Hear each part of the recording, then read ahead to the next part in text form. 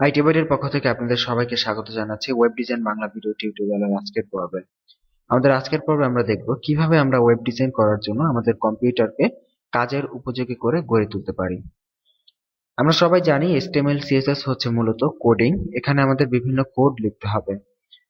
তো এই কোড লেখার জন্য মূলত আমাদের কম্পিউটারে কিছু কোড এডিটরের প্রয়োজন, যেই কোড এডিটরগুলো ব্যবহার করে আমরা এই কোডিং গুলো লিখবো এবং এই কোডিং লিখে আমাদের ওয়েবসাইটকে আমরা ধীরে ধীরে ডিজাইন করব। তো এই কোড লেখার জন্য বেশ কিছু ফ্রি কোড এডিটর পাওয়া যায় অনলাইনে। আপনারা গুগলে সার্চ করে প্রচুর কোড এডিটর পাবেন। তবে এর মধ্যে অত্যন্ত সুপরিচিত কিছু কোড এডিটর হচ্ছে Notepad, Notepad plus plus, Sublime Text editor, coffee cup HTML editor, brackets, NetBeans ইত্যাদি বিভিন্ন ধরনের এডিটর রয়েছে। তো আপনি এদের মধ্যে থেকে যে কোনো একটা ব্যবহার করে আপনি কোডিং করতে পারেন। এখানে কোনো বাধা ধরা রুলস নেই। কিন্তু আপনাদের বোঝানোর সুবিধার জন্য আমরা এখানে নোটপ্যাড প্লাস প্লাস ব্যবহার করব, কারণ নোটপ্যাড প্লাস প্লাস হচ্ছে সাইজে অত্যন্ত ছোট একটি সফটওয়্যার এবং এটি নতুন অবস্থায় শুরু করার জন্য আমি মনে করি অত্যন্ত পারফেক্ট একটি সফটওয়্যার। তো প্রথমে আমরা আমাদের কম্পিউটারে নোটপ্যাড প্লাস প্লাস ইনস্টল করে নিব। নোটপ্যাড প্লাস প্লাস ইনস্টল করার জন্য আমরা জাস্ট গুগলে গিয়ে লিখব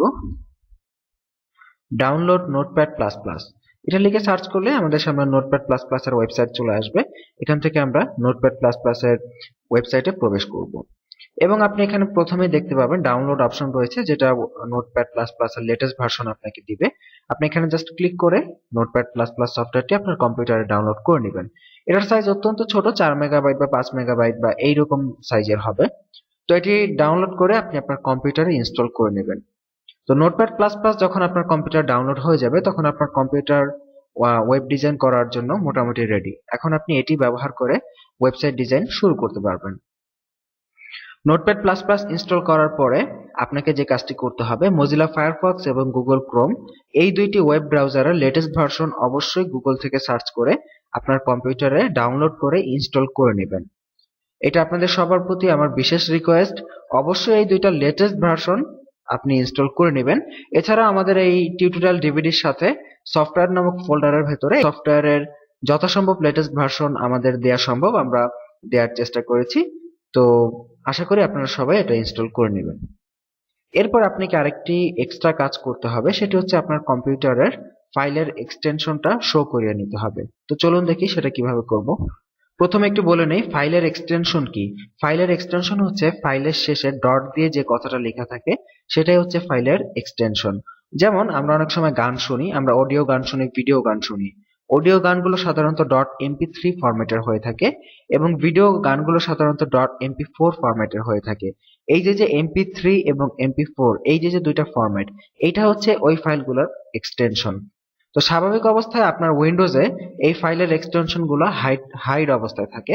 যেমন আমাদের সামনে আমরা একটি গান দেখতে পাচ্ছি, কিন্তু এটি দেখে বোঝা যাচ্ছে না যে এটা কি mp3 ফরম্যাটের গান নাকি mp4 ফরম্যাটের গান, কারণ এটার শেষে কোনো এক্সটেনশন নেই। তো এই এক্সটেনশনটি আমাদেরকে ফার্স্টে এই আনহাইড করে নিতে হবে। এটা আমাদেরকে ভবিষ্যতে কোডিং করতে এবং HTML এবং CSS ফাইল তৈরি করতে হেল্প করবে, যেটা আমরা পরবর্তীতে আপনাদেরকে দেখিয়েছি। তো এই ফাইলটি আনহাইড করার জন্য, এই এক্সটেনশনটি আনহাইড করার জন্য আপনি আপনার উইন্ডোজ থেকে ফোল্ডার অপশনে যাবেন। ফোল্ডার অপশন আপনি উইন্ডোজ 7, 8 এবং XP বিভিন্ন আপনি যেটা ইউজ করেন না কেন সব জায়গায় ফোল্ডার অপশন পাবেন। তো এই ক্ষেত্রে আপনি মূলত কন্ট্রোল প্যানেলের মধ্যে এই অপশনটি খুঁজে পাবেন, অথবা আপনি আপনার উইন্ডোজের সার্চ অপশনও ব্যবহার করতে পারেন ফোল্ডার অপশন খুঁজে বের করার জন্য। তো এখান থেকে ফোল্ডার অপশনে আমরা যাচ্ছি। ফোল্ডার অপশন থেকে আপনি জাস্ট ভিউতে ক্লিক করবেন এবং ভিউ থেকে আপনি এই জায়গায় একটা অপশন এখানে দেখতে পাবেন, এখানে লেখা আছে hide extension for known file types. এখানে টিক চিহ্ন দেওয়া আছে, আপনি জাস্ট টিক চিহ্নটা তুলে দিবেন। তুলে জাস্ট যদি আমরা অ্যাপ্লাইতে ক্লিক করি, দেখুন যখনই আমরা অ্যাপ্লাইতে ক্লিক করলাম আপনি ওপরে লক্ষ্য করুন এই গানের নামের শেষে কিন্তু .mp3 লেখাটা চলে এসেছে, যেটা কিন্তু একটু আগে ছিল না। এখন আমাদের কিন্তু ফাইলের এক্সটেনশন শো করতেছে। সো এখন আমরা যে কোনো ফাইল HTML CSS ফাইল তৈরি করতে পারবো এবং আমরা ভবিষ্যতে আমাদের ডিজাইনের কাজগুলো সহজভাবে করতে পারবো। তো এতটুকু কাজ যদি আপনারা আপনাদের কম্পিউটারে করে নেন তাহলে আপনাদের কম্পিউটার মোটামুটি ভাবে কাজ করার জন্য পারফেক্ট। এক্ষেত্রে আমি আবারও বলে নিচ্ছি আমরা কি কি কাজগুলো করেছি। এক কথায় আপনাদেরকে আবারও বলে দিচ্ছি, আমরা নোটপ্যাড প্লাস প্লাস ইনস্টল করেছি, আপনাদের কম্পিউটারে অবশ্যই দুটো ব্রাউজার ইনস্টল করে নেবেন, মজিলা ফায়ারফক্স এবং গুগল ক্রোমের লেটেস্ট ভার্সন ইনস্টল করে নেবেন এবং আমরা ফোল্ডার অপশন থেকে ফাইলের এক্সটেনশনটা আনহাইড করে দিয়েছি। এই তিনটা কাজ আপনি যদি করে নেন তাহলে আপনার কম্পিউটার মোটামুটি ওয়েব ডিজাইন করার জন্য পারফেক্ট। ভালো থাকবেন সবাই, অবশ্যই সবাই তিনটা কাজ করে নেবেন। আগামী পর্বের আমন্ত্রণ রইল। আল্লাহ হাফিজ।